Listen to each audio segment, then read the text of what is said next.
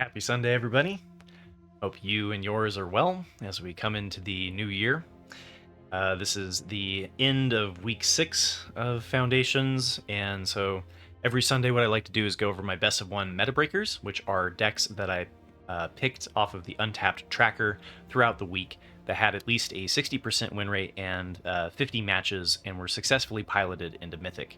So this is a nice way to cover the decks that we haven't talked about in the best of 1, best of 3 meta review, and also to just kind of give a shout out to those who have had a particularly successful climb. And I think it's a fun little thing I enjoy doing every Sunday. So first up here is Esper Auras, and again, this is not a in any specific order, just kind of how I've picked them up throughout the weeks. So we've got Esper Auras here by Samson, and went 46 and 23 for a 67% win rate. So we've got the Sheltered by Ghosts, which is basically in every aura deck possible, right? But what makes this deck kind of unique is bringing in the black for the Hopeless Nightmare and the Nowhere to Run, so that we can replay the Hopeless Nightmare and the Nowhere to Run, removing their board, removing their hand, by basically having 14 Nurturing Pixies, or at least things that do that sort of thing, right? So when this comes into play, you can return one of your enchantments to your hand and then replay it. Same with the Fear of Isolation, and the This Town Ain't Big Enough allows you to bounce permanents to your hand, and then we also have 2 copies of Mockingbird, which can then copy a Nurturing Pixie, right? So that's basically the point of this deck, is to bounce your enchantments over and over. And then you've got the Optimistic Scavenger, so that whenever an enchantment is coming into play, it gets bigger. The Shard Mage's Rescue helps you get your Sheltered by Ghosts down safely through your opponent's single point interaction. And then we also have the loop of Storm Chaser's Talent with the This Town Ain't Big Enough. Storm Chaser's Talent allows you to grab the This Town Ain't Big Enough back from your graveyard. You can then replay This Town Ain't Big Enough to then replay the Storm Chaser's Talent and get it just loops over and over and over. So yeah, fun little strategy, definitely worth checking out. The hardest part is the 3 color space. You have a turn 1 black, turn 1 blue, and turn 1 white. That makes this somewhat stretched as far as mana consistency goes, but it's kind of a fun alternative and relatively cheap as far as the budget goes, right? Kind of an alternative to Azorius Auras, and curious to see if this one sticks around. I've been bumping into it more on the ladder. Second up on the list is Gruul Aggro by Chris Medina, and this one looks like the Arena Championship deck. So we've talked about this one a fair amount in Best of 3, but it also performs well in Best of 1, largely being mono red aggro, but bringing in the green allows you to have better dig, a little bit more resilience to the single point interaction through things like the Snakeskin Veil, and then also goes a little bit deeper, a little bit further with the Innkeeper's Talent, being able to trigger your Valiant over and over every turn. So the rest of the core, though, is the mono red that we've talked a lot about. So we've got the Heartfire Hero, the Emberheart Challenger, and the Manifold Mouse, kind of being this mouse trifecta that we see in a lot of red decks.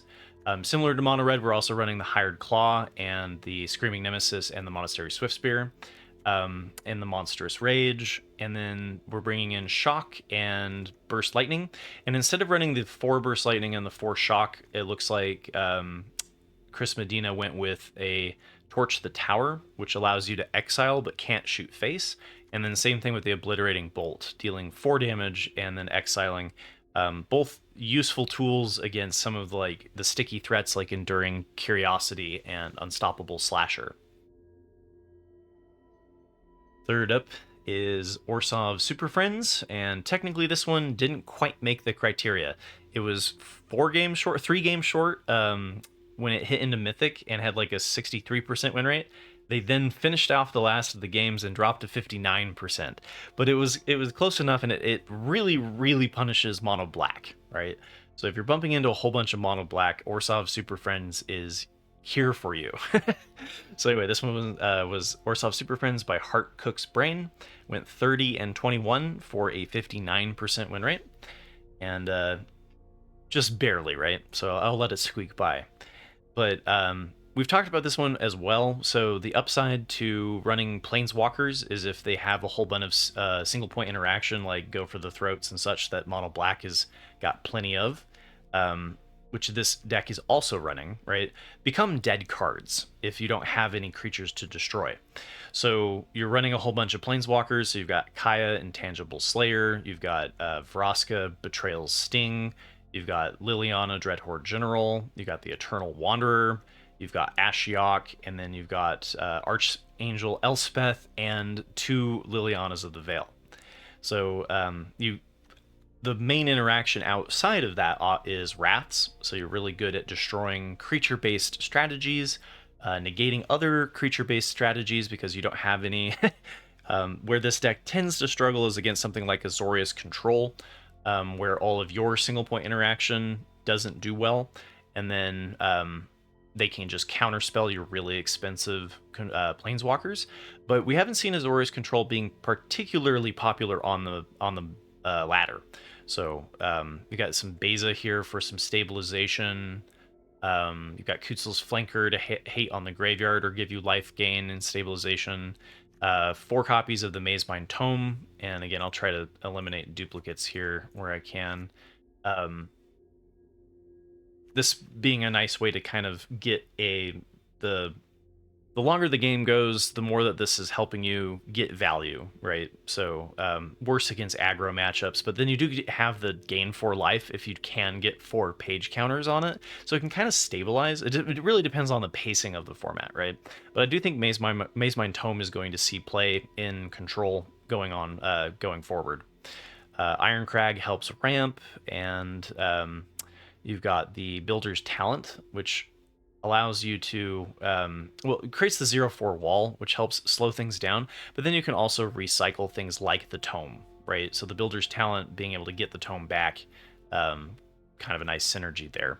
And then we've got Cut Down for against the aggro matchups, and 1 Duress for just, I think, the little like nod to maybe we need to get rid of a counterspell from our opponent's hand. Just a little bit of hand hate to slow our opponent down. And then again, I won't cover the best of 3 sideboards. They will be available in the Mox field, but for best of 1, you don't need a sideboard, right? They're usually just things that people were considering during their builds, and yeah, so you can take a look at it on your own time. All right, number 4 is Mono Black Midrange, and the downside to my best of 1, best of 3 meta review is that it's done by how well the deck has been performing, not based off of popularity, right? So Mono Black Midrange is pretty meta. So if you define meta by popularity, then it is, but meta for me is most effective tactic available, right? So it's not the most effective. It has some matchups where it does poorly, enough that it usually gets kicked out of the top 8 and then into tier 2, which is very viable to take to Mythic, right? And it really depends on what matchups you're experiencing. Mono Black Midrange does really well against Boros Auras and Mono Red Aggro, which are the top 2 performing. So yeah, it has its place in the meta for sure. So anyway, because I don't get to talk about it very often, it's nice to see what's Mono Black been up to, right? And I think the biggest decision I see in most decks is the lands. The core is relatively figured out, right? There were 4 or 5 other people who all hit into my criteria this week that were all running the same Mono Black core. So you've got 4 copies of Cut Down to help up against the aggro matchups, 4 copies of Duress to help out against Control. Anoint with Affliction helps you exile problematic, sticky threats like Slasher.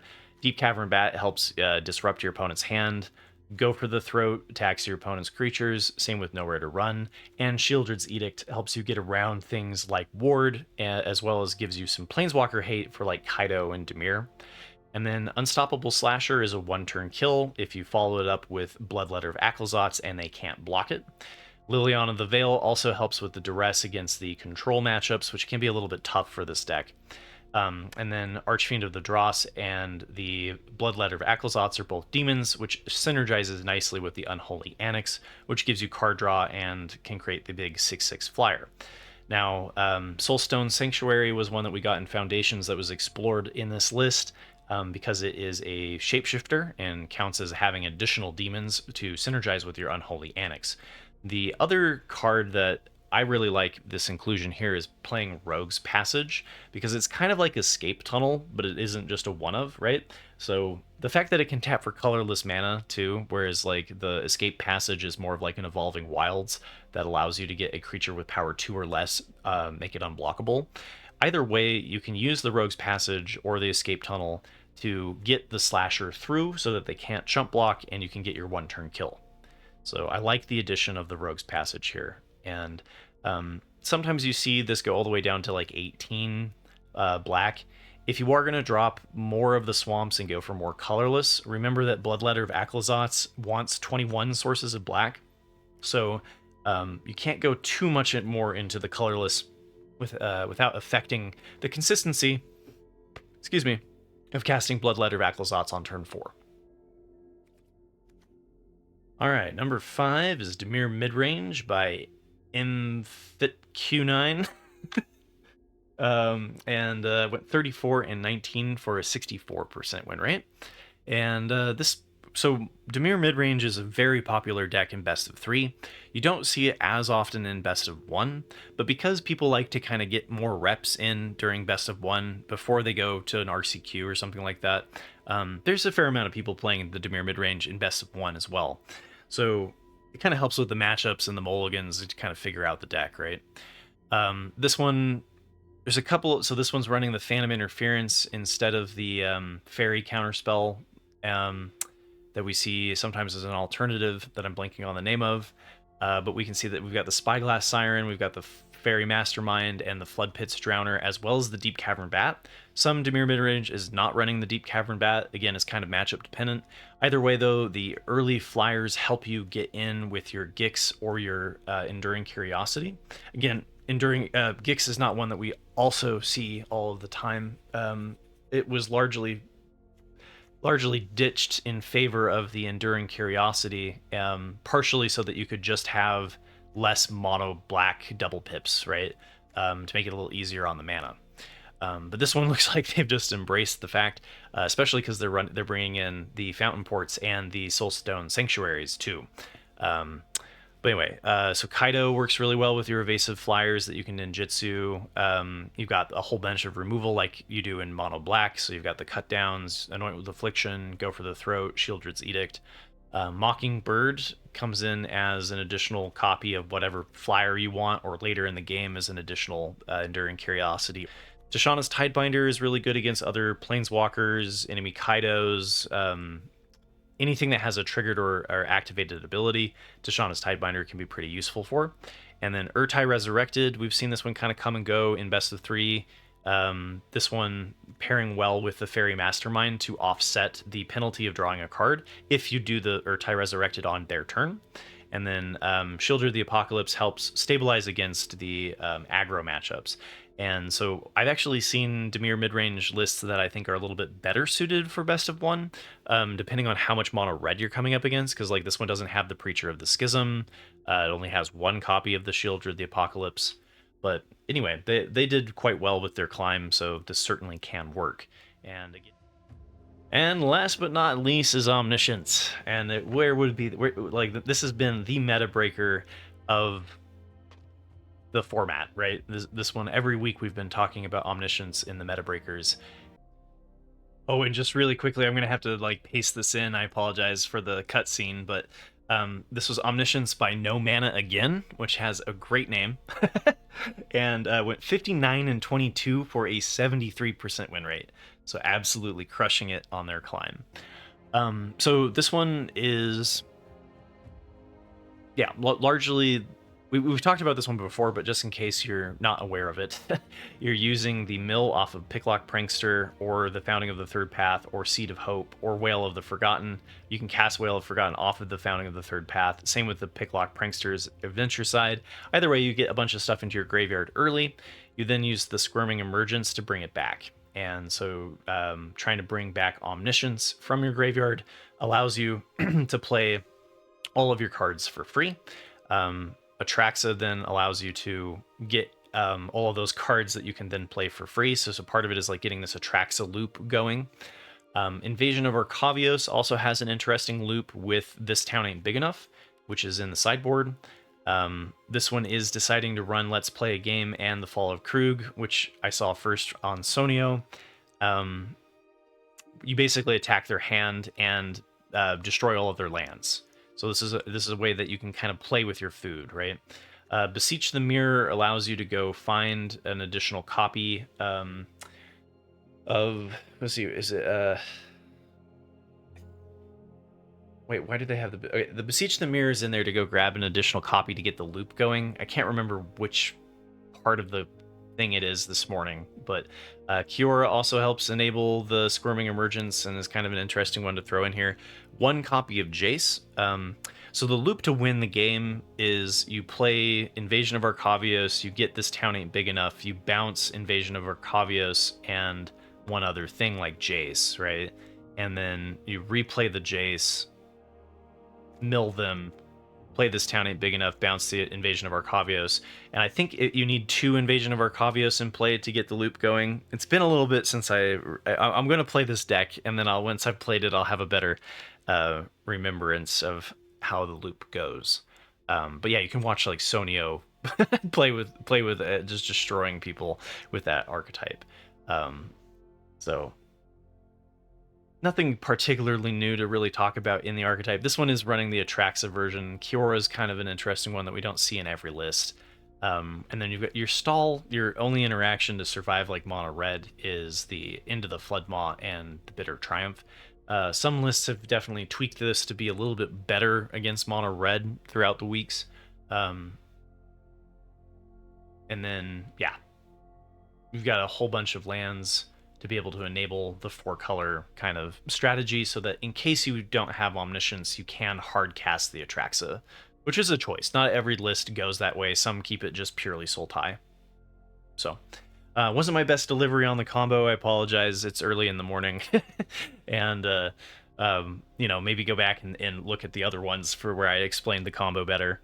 Hope this finds you well. Hope you've all been enjoying the Foundations meta, and I will see you all for the new year in 2025. And I guess we got one more best of 1, best of 3 meta review before the new year tomorrow.